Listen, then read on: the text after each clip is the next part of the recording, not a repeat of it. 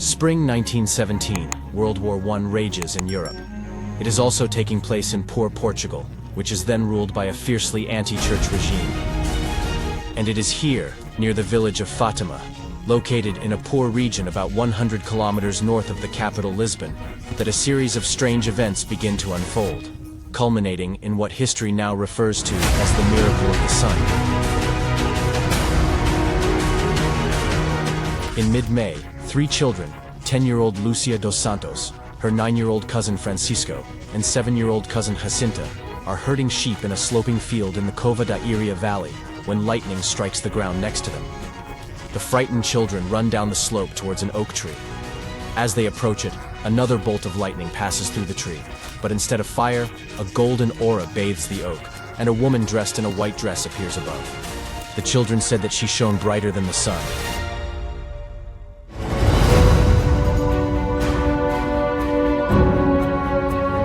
None of the villagers have any doubts. It's a miracle. Virgin Mary appeared to the children. Moreover, both the girl and the boy would later tell that they saw the lady in white 6 more times. And to make matters worse, Virgin Mary was to give them a prophecy, which later came true.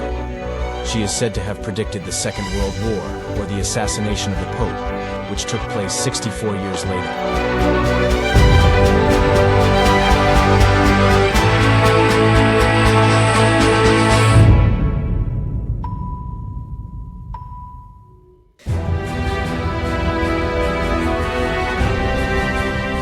Let us go back to that day when Virgin Mary appeared to the children for the first time. That was when she was to tell them that she wanted to give people hope in difficult times. But it is necessary to pray the rosary diligently, to do penance, and to try to make amends for the faults of sinners through sacrifice. She also asked them to come to the same place on the 13th day of every month, and then she would tell them more.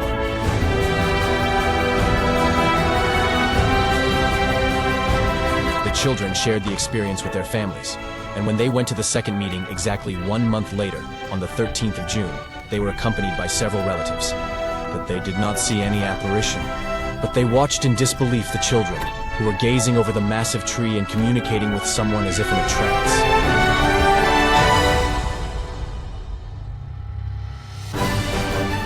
The event quickly became a big deal, and people started making fools of the children. The mother of 10-year-old Lucia was particularly unhappy with the attention they drew. The events culminated in August, when the authorities even threw the children in jail for several days and threatened to boil them in a cauldron full of boiling oil if they did not stop making things up.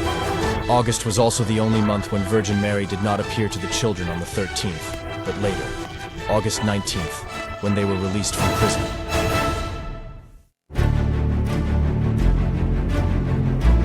After the September apparition, the children asked for some evidence to prove that they were not imagining things. Our Lady heard them. She is said to have said, "Bring all who doubt on the 13th of October. I will show them something they will finally believe." So here we have the 13th of October 1917. In the field of Cova da Iria, near Fátima, some 70,000 people are waiting impatiently. Whole families are here. Poor shepherds, local royalty, or journalists. There are deep believers, skeptics, and those who are just joking about it. They're all waiting to see what happens.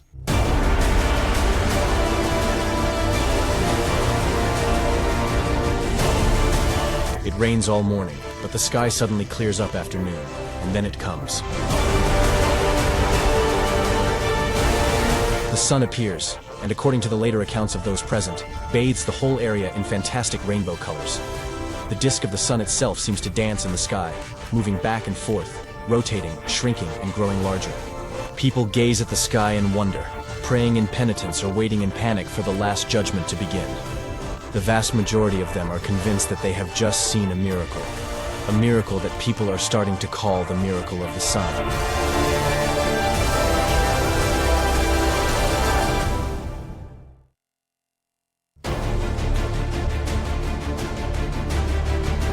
There are many photographs of the gathered crowd from the event, but not one captures the miracle itself.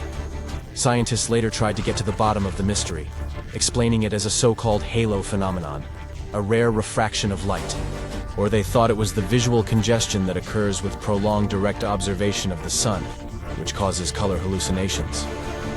but no one could answer the question of how it was possible that the children had all of this predicted. In 1930, the Vatican officially recognized the event as a miracle, and Fátima became one of the most visited pilgrimage sites in the world.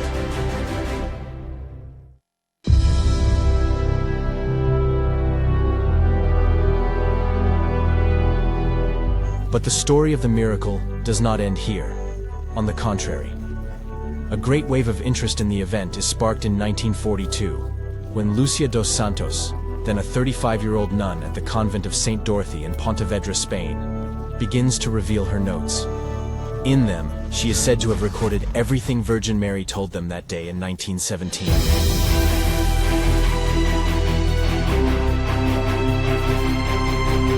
She told Jacinta and Francisco that she would call them to her soon.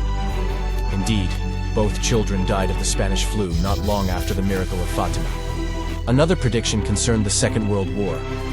It was said that it would begin when a bright light would take over the skies of the world. In 1938, the greatest aurora borealis in many centuries was visible in Europe, and not long afterwards Hitler did indeed unleash the bloodiest war in history.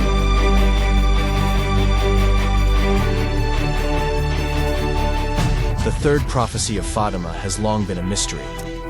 Lucia wrote it down in a letter that was kept in the Vatican vault. Gradually, all the popes became aware of its contents, but none of them made it public. Therefore, speculation began about the frightening things the letter might contain: the destruction of the church, or even the end of the world.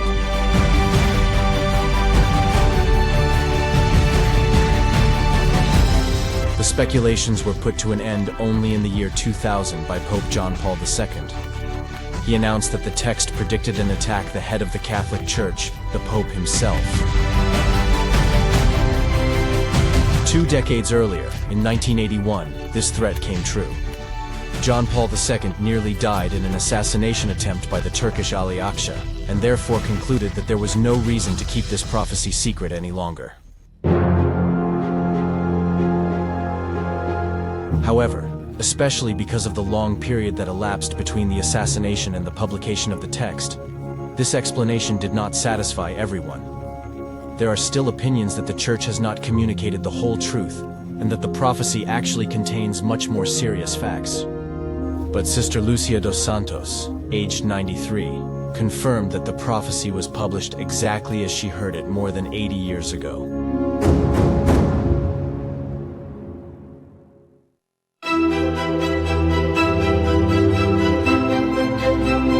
Lucia Dos Santos died in 2005 and was beatified the following year. This was the passing of a central figure in events that have significantly influenced the history of the Church, and which have a privileged position among all officially recognized miracles, because all the others have always been seen by a select few.